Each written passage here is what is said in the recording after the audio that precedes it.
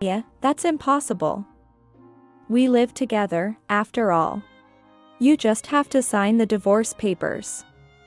Good luck living in poverty. With the phone call unilaterally ended, I stood dumbfounded for a while. My lawyer, Jake, couldn't hold back his laughter and burst out laughing. Emily looked at Jake with a puzzled expression. Jake is wiping his tears with a handkerchief. The president is your wife, isn't she? My name is Rose. I have been married to my husband John for 2 years. We don't have children. Both of us work and are so busy that we even had to work on weekends. We hardly have time to talk leisurely and usually lead a life passing by each other. Therefore, we try to match our schedules for a considerable holiday and go on overseas trips. It's only about once a year, but we both look forward to it. When we got married, we decided to buy an upper-floor apartment in the Bay Area. It was quite a stretch, but we went for it, considering the future asset value. Thanks to that, we are satisfied with our current life. I have a close high school friend named Emily. Emily and I sometimes go out for lunch together. Perhaps because Emily is beautiful, she has high standards for men. She is not married yet, but she has a strong desire to get married. She is always looking for men with high education and income on dating apps. Especially, she can't compromise on annual income. One day, I was enjoying lunch with Emily at a cafe near the park. Emily and I were together in high school and college, and we were in the same class. We had a bond that we can't explain. She and I talked about everything. Thanks to that, we know about each other's history with men and taste in men. During our student days, we shared both happy and sad moments together. Those are now good memories. Since I married John 2 years ago, we both became busy, and the time we could meet decreased.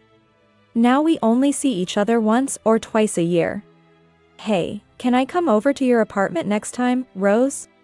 Emily suddenly asked me. Emily has never been to my apartment before. And then, on the weekend, Emily came to visit my apartment. Even through the intercom at the entrance, I could sense Emily's amazement. Emily kept repeating, "Wow, this is amazing." As soon as I opened the front door, Emily looked impressed. This place is huge. And the elevator ride up here was so long. I chose a large apartment on the upper floor as a once-in-a-lifetime purchase. Without any compromise. It's spacious enough to rival a detached house. It's beautiful, really amazing. Emily was looking around the house, turning her head everywhere. Great location, high-floor penthouse, and this interior design. It must have been expensive. Emily asked with a sly smile. Yes, it's about a $6 million apartment. The security is also solid. Look, over here. Emily, focused only on the fact that it was a $6 million apartment, interrupted me. Wow, your husband must be super rich. Saying this, Emily's eyes widened in awe. That's a typical reaction from Emily. She's always had high standards for men. Especially regarding their income. John's salary is probably high for his age. I conveyed it vaguely. I felt it was crass to state it outright. She had a look that seemed to have some ulterior motive. Emily said, "Can I use your bathroom?" and left the living room. I told Emily where the bathroom was and then started preparing tea in the kitchen. I was concerned about Emily, who was taking a long time to return. Just as I was about to go to the bathroom, Emily came back. I was replying to an email. Emily doesn't usually make excuses like that. I felt a slight sense of discomfort. While we were having tea and eating the cookies Emily brought, she asked if she could stay until the evening. She apparently wanted to say hi to John. Indeed, it's been since our wedding that Emily last met John. Wanting to see him is not unnatural. I decided to check with John. He readily agreed. It looks like I'll finish work early, John replied in his email. I told Emily it was fine and started preparing dinner. Emily was fiddling with her smartphone but then stood up and headed to the bathroom again. I didn't notice while cooking, but Emily seemed to have been gone for quite some time. When Emily came back, she was wearing a familiar necklace. On closer inspection, I realized it was mine. As I looked intently at the necklace, Emily flashed an embarrassed smile. How do I look? Does it suit me? Emily struck a model-like pose. Seeing my astonished expression, Emily started laughing. Oh no. I'm just joking. I happened to find it and thought it was cute. Plus, it must have been very expensive. It's not only costly but also has a premium value. Emily was chattering like a child trying to excuse their mischief. That's a gift from John. Wow, that's impressive. To be able to afford something like this. Emily sighed. More importantly, that necklace was stored in the closet of the bedroom. It seemed Emily, under the guise of using the bathroom, had gone into the bedroom and peeked into the closet. I couldn't believe such behavior. However, feeling it wasn't mature to criticize Emily, I simply emphasized its importance. Seeing that I wasn't criticizing her, Emily started saying something outrageous. Can I borrow this necklace for a while? I was at a loss for words and became silent. I'm going to meet a doctor I got to know through a dating app soon. I want to wear it then. Please. Emily clasped her hands together, begging like she was praying. Though I felt bad about refusing, I reluctantly agreed to lend it. Okay, but take good care of it. As I said earlier, it's a gift from John. As soon as Emily knew she could borrow it, she started smiling and caressing the necklace. Of course, I understand. It seemed like my words didn't get through to her. As I finished the preliminary cooking preparations, I pretended to go to the bathroom but actually went to check the bedroom. As expected, the closet in the bedroom and the chest beside the bed weren't properly closed. Emily must have opened every drawer and door. There were fingerprints on my jewelry, watches, and precious metals. Emily touched them but apparently didn't think of borrowing them. The shoes looked like they had been forcibly worn, with the heels deformed. This was definitely going too far. I returned to the living room and admonished Emily. You touched various things in the bedroom, didn't you? The shoes are deformed, and there are fingerprints on the watch. Instead of becoming meek, Emily puffed her cheeks slightly. Please stop going through my stuff. Emily returned to her usual expression and apologized with a sorry. Not wanting to damage our friendship over this, I decided to let it go with a light laugh. At that moment, John came home. He was holding a box of cake. John and Emily met for the first time since our wedding. Initially, it was awkward, but gradually they warmed up to each other, and dinner became lively. By the time we ate the cake John had brought, he and Emily were chatting like good friends. While I was clearing the dishes and washing up, the two of them were laughing together amiably. Isn't my boss terrible? I wish I had a boss like you. John was grinning, the corners of his eyes drooping. Ha! Ha! Ha! I was bothered by how Emily casually touched John, but I thought, better this than being distant. Looking back, I was naively thinking that way. After all, John wasn't Emily's type. About a month after Emily's visit, John's behavior started changing. He began spending more time on his smartphone, which he hadn't done much before. John often seemed distracted during our conversations and asked me to repeat myself several times. His smartphone was always at hand, even taking it to the toilet and bathroom. The change was obvious. It seemed I had become a cheated wife. I once thought of checking John's phone, but I was reluctant to touch it. The conversations between John and me at home were gradually decreasing. John began working on weekends excessively. It was rare for John to be home on weekends. Originally, we barely saw each other on weekdays, and now weekends were the same. Almost like living separately. Moreover, under the pretext of being tired, John and I started sleeping in separate rooms. I was vaguely thinking about divorce or separation when I found a divorce paper on the living room table. On closer inspection, John had already signed it. I was shaken by the reality of the situation, even though I had considered it a possibility.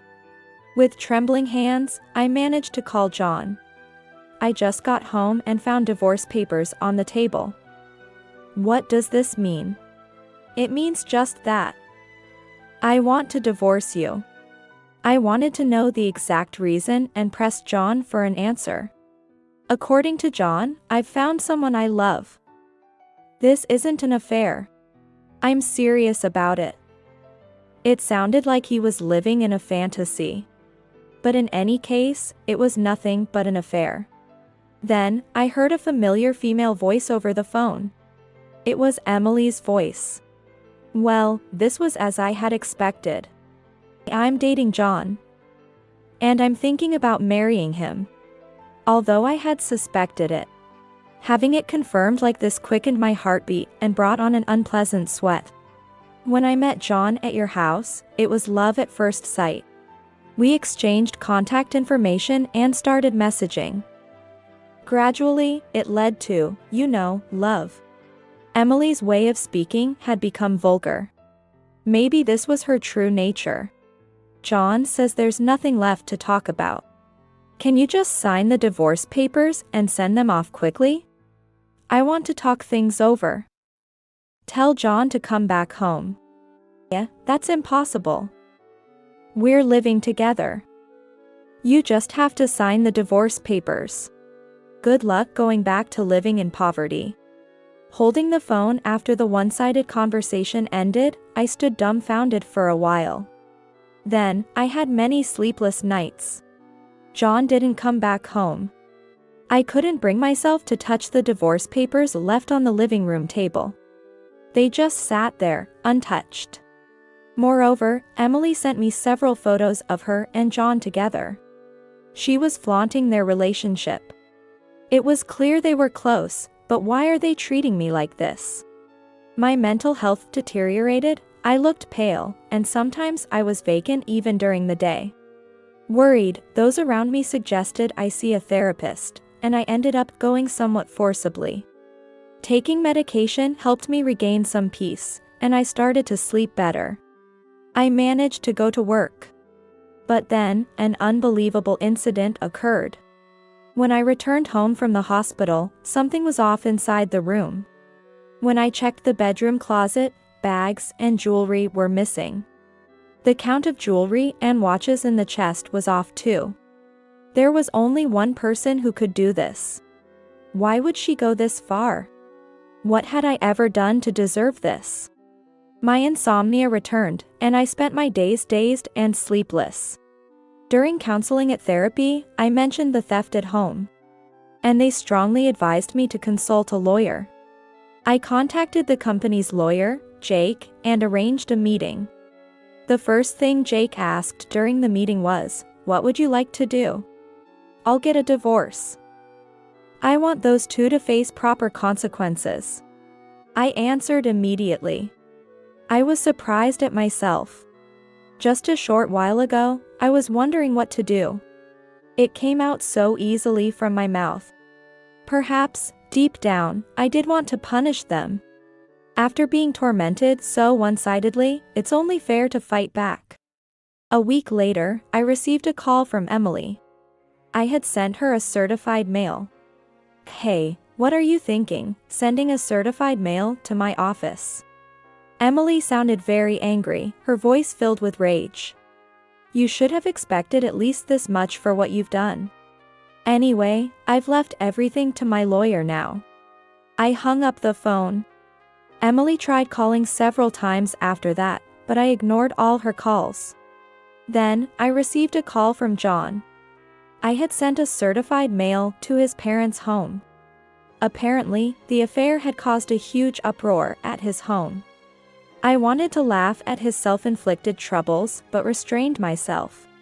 Not feeling satisfied with just leaving it to Jake, I decided to meet them.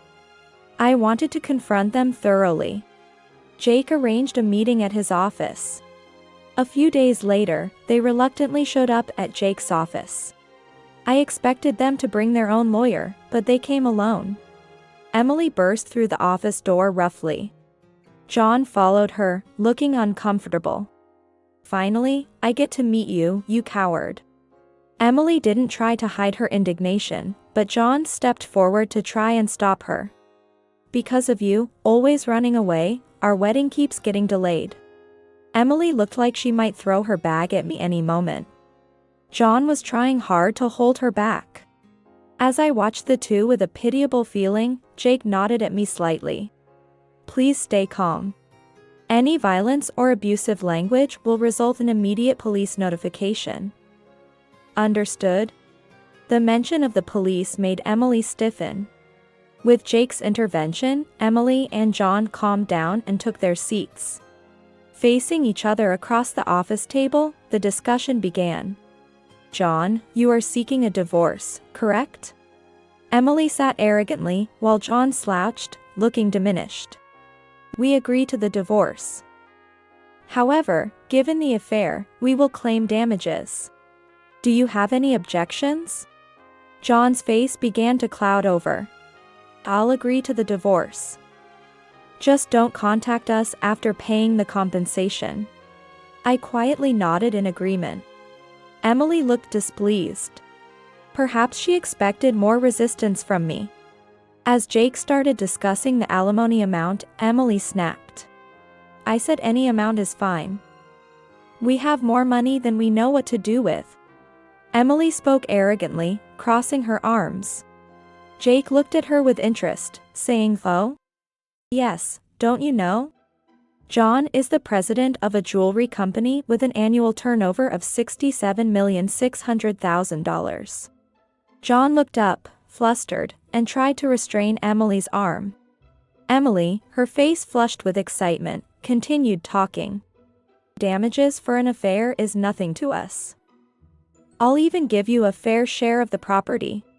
John was trying desperately to calm Emily.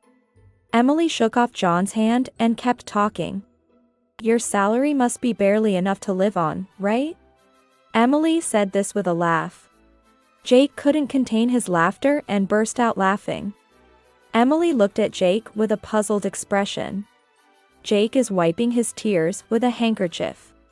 "The president is actually this lady right here." "What?" Emily, unable to comprehend, gaped open-mouthed. John hung his head, his body trembling slightly. "John is just an employee without any title at the company. I am Rose's company's legal counsel." Hearing this, Emily burst into laughter. "What are you talking about? Are you really a lawyer? Is it okay for lawyers to lie?"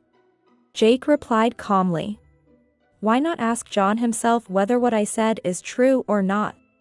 John, meanwhile, was biting his lip, looking down. Emily, perhaps feeling uneasy, grabbed John's arms and started shaking him. "You said you were the president of a jewelry company with a turnover of $67,600,000. That's not a lie, right?" John didn't answer. He covered his face with his hands, uttering incoherent moans. Emily's grip on John's arms tightened as she became more frantic. Repeating, "Answer me. It's not a lie, right?" John whispered in a faint, hoarse voice. "I'm sorry." The room fell into a deep silence at his words. Emily's hands, which had been gripping John, fell limply. "You said you were the president," Emily murmured as if talking to herself. John's single apology plunged Emily into despair. Emily, trembling, stood up. "This is all a lie. There's no way you're the president." Emily pointed at me, accusing me. Why didn't I know about this? After all, we shared everything. Just because we're best friends doesn't mean I share everything. Especially with you, who are so obsessed with money. I had no intention of telling. I looked straight at Emily and told her without averting my eyes. Emily slumped down, as if all her strength had left her. Then, what about that house? Of course, the house is in my name. So, John will be the one leaving. Emily fell silent, and John kept his head in his hands. John probably didn't want to come here. He knew this would happen. But not coming would have been worse. Whether he came or not, it was hell.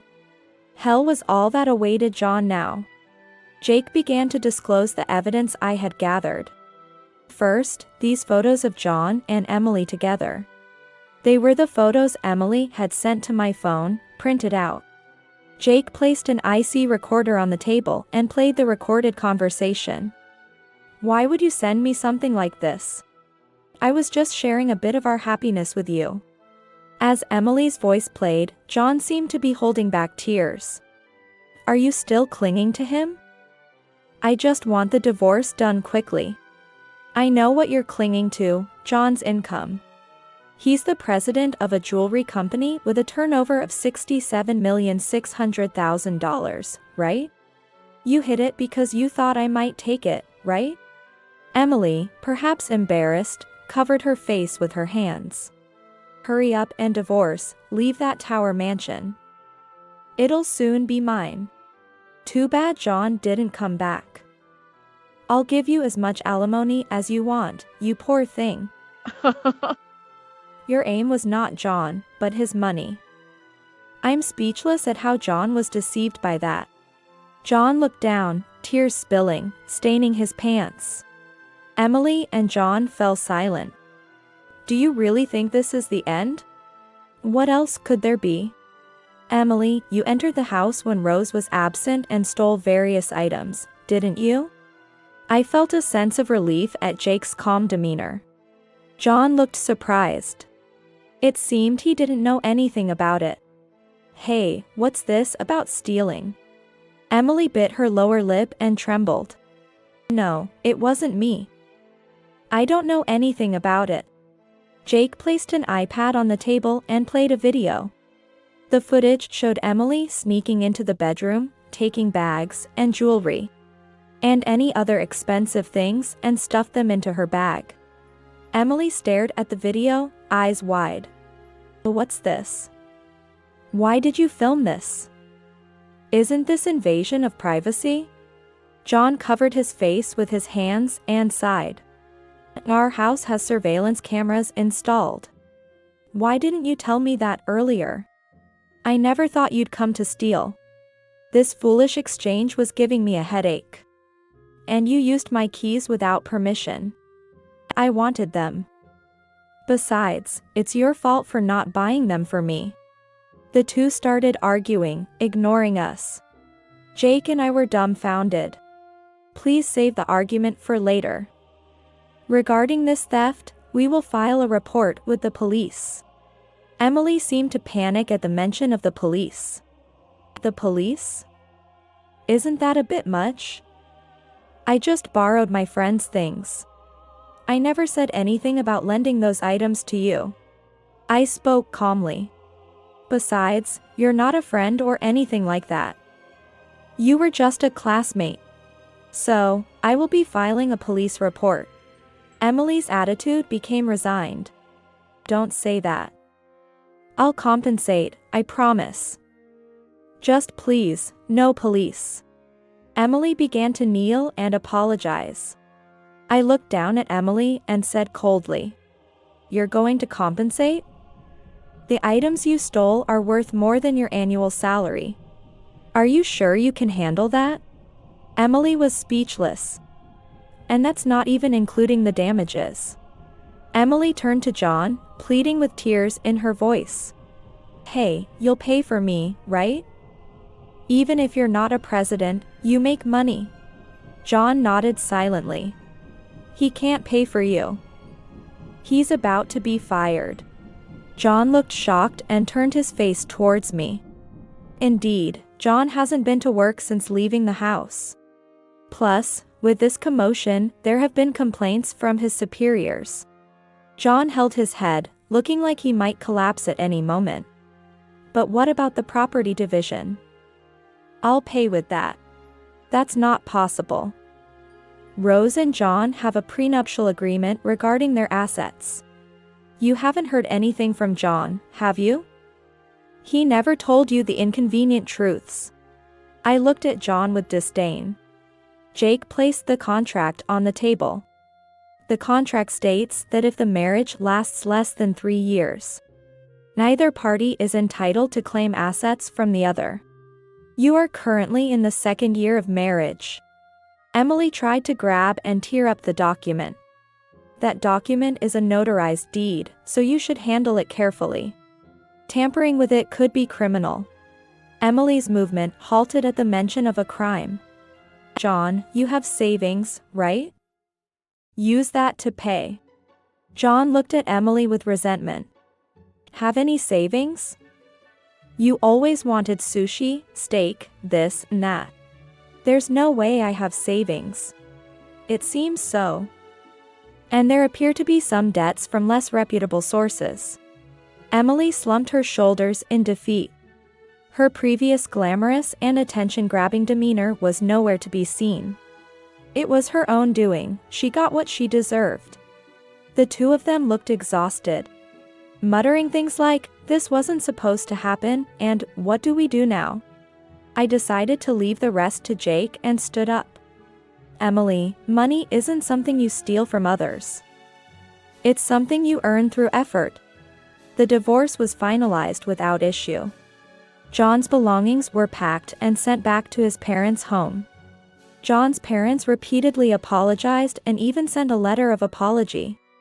Emily was investigated by the police for illegal entry and theft. My filing of the police report led to an investigation, and Emily was arrested after admitting to her crimes. Half of the stolen items had been sold, but the rest were returned. Despite the severity, her expression of remorse and willingness to compensate suggested a suspended sentence. However, Emily had other crimes. She was found to have been stealing from men she met through a dating app.